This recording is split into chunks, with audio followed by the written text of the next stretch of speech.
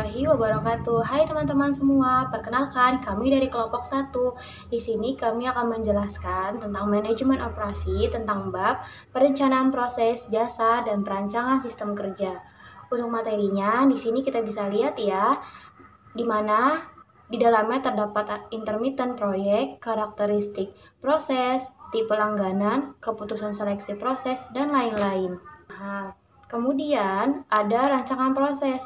Seleksi proses merupakan serangkaian keputusan mengenai tipe atau jenis produksi dan peralatan yang digunakan. Aliran produk atau proses yaitu terdiri dari garis, intermittent, dan proyek. Tipe pesanan pelanggan. Aliran garis. Produk terstandarisasi dan mengalir dari satu operasi atau tempat kerja ke operasi berikutnya dengan urutan yang telah ditetapkan sebelumnya, seperti gambar yang tertera. Produksi massa. Memproduksi kumpulan-kumpulan produk dalam jumlah besar dengan mengikuti serangkaian operasi yang sama dengan kumpulan-kumpulan produk sebelumnya. Kemudian produksi terus-menerus, ditandai dengan waktu produksi yang relatif lama untuk menghindari penyetelan, persiapan, dan kemacetan yang mahal. Baik, yang selanjutnya yaitu mengenai tipe pesanan pelanggan dari aliran intermittent atau job shop. Yang pertama, kelompok barang yang sejenis pada interval-interval waktu yang terputus-putus. Peralatan dan tenaga kerja diatur dalam pusat-pusat kerja menurut tipe-tipe keterampilan atau peralatan yang serupa. Yang kedua, operasi intermittent sangat fleksibel dalam perubahan volume atau produk, karena dalam operasinya menggunakan peralatan serbaguna dan tenaga kerja berketerampilan tinggi. Yang ketiga, fleksibilitas ini menimbulkan berbagai masalah dalam pengendalian persediaan, schedule, dan kualitas. Di samping juga agak tidak efisien. Yang keempat, digunakan untuk barang-barang tidak distandarisasi atau volume produksinya rendah. Dari keempat tipe pesanan pelanggan ini dapat dilihat pada gambar yang tertera. Lalu, yang kelima, aliran proyek. Yang keenam, digunakan untuk memproduksi produk-produk khusus atau unik. Yang ketujuh, masalah signifikan setiap unit produk dibuat sebagai suatu barang tunggal. Masalah signifikan dalam manajemen proyek adalah perencanaan dan pengurutan. Perencanaan, pengurutan, scheduling, dan pengawasan kegiatan-kegiatan individual yang mengarahkan penyelesaian proyek secara pengawasan. Kegiatan-kegiatan individual yang mengarahkan penyelesaian proyek secara keseluruhan. Lalu yang terakhir adalah bentuk operasi proyek digunakan bila ada kebutuhan akan kreativitas dan kekhususan dalam pembuatan suatu produk. Dari tipe pesanan pelanggan yang berikutnya ini dapat dilihat pada gambar yang tertera. Terima kasih. Selanjutnya ada karakteristik proses, bisa dilihat pada gambar.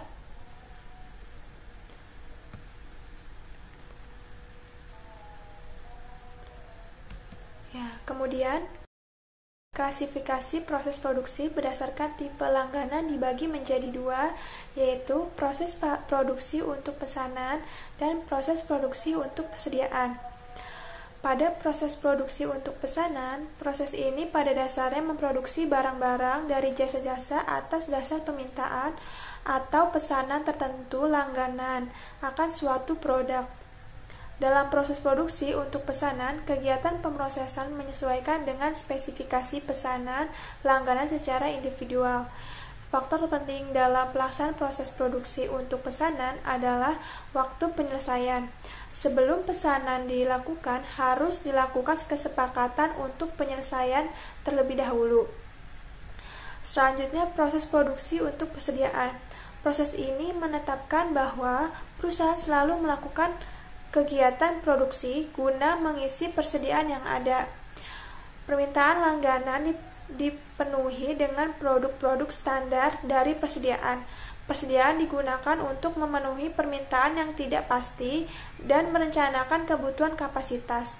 Oleh karena itu, forecasting, manajemen persediaan, dan perencanaan kapasitas menjadi esensial bagi suatu operasi produksi untuk persediaan.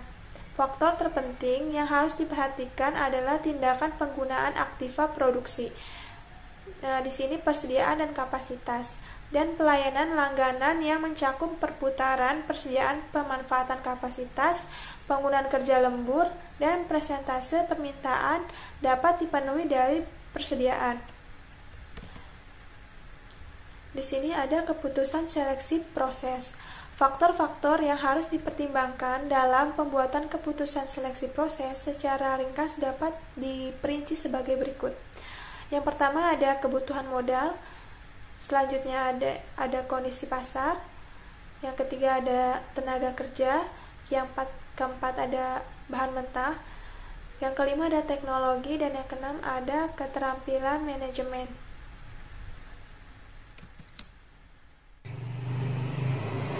Pemilihan di antara berbagai alternatif pemrosesan. Banyak keputusan seleksi proses bersangkutan dengan kapasitas peralatan atau proses alternatif untuk memproduksi tingkat keluaran tertentu. Dalam masalah ini, analisis break-even dapat digunakan untuk membantu pembuatan keputusan pemilihan di antara berbagai proses alternatif tersebut melalui perbandingan keuntungan relatif setiap proses. Strategi proses produk. Strategi proses produk adalah sebuah keputusan penting yang dilakukan oleh manajer operasi untuk menemukan cara produksi yang terbaik. Sebuah strategi proses atau transformasi adalah sebuah pendekatan organisasi untuk mengubah sumber daya menjadi barang dan jasa. Tujuan strategi proses adalah menemukan suatu cara memproduksi barang dan jasa untuk memenuhi persyaratan pelanggan dan spesifikasi produk yang berada dalam batasan biaya dan manajerial lainnya. Strategi proses merupakan proses yang akan mempunyai dampak jangka panjang pada efisiensi dan produksi. Begitu juga pada fleksibilitas biaya dan kualitas barang yang diproduksi. 4 strategi proses. Yang pertama, fokus pada proses. Kedua, fokus berulang. 3, fokus pada produk. 4, fokus mass customization. Fokus pada proses. 75% dari semua produksi global berdedikasi untuk membuat produk yang bervolume rendah, tetapi bervariasi tinggi, pada tempat yang disebut dengan job shop. Fasilitas seperti itu diatur sesuai dengan aktivitas atau proses tertentu. Contoh perusahaan yang menggunakan strategi fokus pada proses. Yang pertama, dalam sebuah pabrik, proses yang ada mungkin berupa departemen yang menangani pengelasan, penghalusan, dan pengecatan. Yang kedua, dalam sebuah kantor, proses yang ada dapat berupa penanganan utang, penjualan, dan pembayaran. Ketiga, dalam sebuah restoran, proses tersebut mungkin berupa bar, panganan, dan pembuat roti. Proses berulang berada di antara strategi yang terfokus pada produk dan proses. Proses berulang menggunakan modul. Modul adalah bagian atau komponen yang telah dipersiapkan sebelumnya, yang sering berada dalam proses yang kontinu. Lini proses berulang atau repetitif proses sama dengan lini perakitan klasik. Lini yang secara luas digunakan di dalam hampir seluruh perakitan mobil dan peralatan rumah tangga lebih terstruktur karena menjadi lebih tidak fleksibel dibandingkan adanya customizing yang lebih dibandingkan suatu proses kontinu. Model sebagai contoh, daging, keju, saus, buah tomat, bawang dirakit untuk mendapatkan suatu kuasi custom produk, yaitu roti lapis keju. Dengan cara ini, perusahaan memperoleh keunggulan ekonomis dari model yang kontinu, di mana banyak modul yang disiapkan, dan keunggulan umum model, yaitu volume rendah dengan banyak variasi. Proses yang memiliki volume tinggi dan variasi yang rendah adalah proses fokus pada produk atau produk fokus. Fasilitas diatur di sekeliling produk.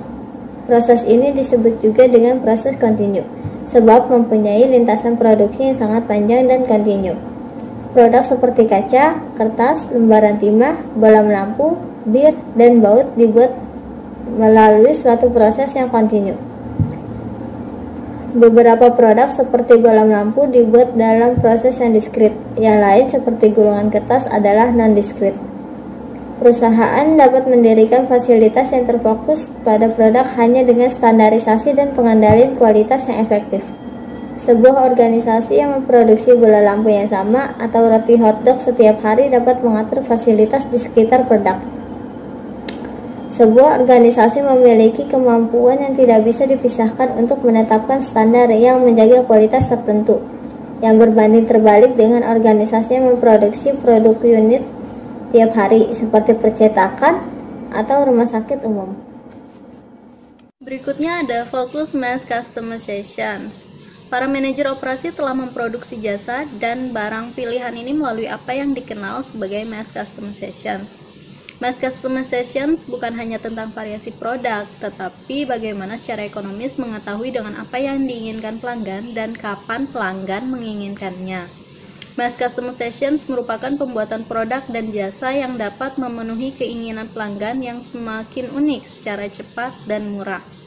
Mass Customizations memberikan kita variasi produk yang biasanya disediakan oleh manufaktur yang bervolume rendah dengan biaya seperti manufaktur yang bervolume tinggi dan terstandardisasi. Bagaimanapun, untuk mencapai Mass Customizations merupakan suatu tantangan yang membutuhkan peningkatan kemampuan operasional. Kaitan antara logistik, produksi, dan penjualan semakin erat. Para manajer operasi harus menggunakan sumber daya organisasi yang imajinatif dan agresif untuk membentuk proses yang gesit yang memproduksi produk tertentu dengan cepat dan murah. Berikutnya ada pengertian jasa. Jasa adalah sesuatu yang diproduksi dan dikonsumsi secara bersamaan. Jadi, jasa tidak pernah ada, hanya hasilnya dapat diamati sesudah jasa itu dilakukan. Perancangan produk dan perancangan jasa tidak mempunyai perbedaan secara mendasar. Hanya dalam suatu organisasi jasa, pelayanan yang diberikan merupakan produknya. Faktor-faktor keputusan yang perlu dipertimbangkan dalam perancangan jasa. Yang pertama ada lini pelayanan yang ditawarkan, yang kedua ada ketersediaan pelayanan, yang ketiga tingkat pelayanan, dan yang keempat ada garis tunggu dan kapasitas pelayanan. Sistem penyerahan jasa. Sistem penyerahan jasa terdiri dari unsur-unsur fisik dan tenaga kerja yang digunakan untuk memproduksi jasa. Biasanya kelima unsur berikut ini dipertimbangkan sebagai bagian dari sistem penyerahan jasa. Yang pertama ada teknologi, yaitu tingkat otomasi, peralatan, tingkat integrasi vertikal. Yang kedua ada aliran proses, yaitu urutan kejadian yang digunakan untuk memproduksi jasa. Yang ketiga ada jenis produk. Yang ketiga ada jenis proses, yaitu jumlah kontak yang terlibat. Tingkat pelayanan dan integrasi. Yang keempat ada lokasi dan ukuran, tempat di mana proses jasa dialokasikan. Ukuran dari masing-masing tempat. Yang kelima tenaga kerja, yaitu keterampilan, jenis organisasi, sistem imbalan, dan tingkat partisipasi. Demikian presentasi dari kami. Yang lebihnya mohon maaf. Jangan lupa like, comment, dan subscribe. Wassalamualaikum warahmatullahi wabarakatuh.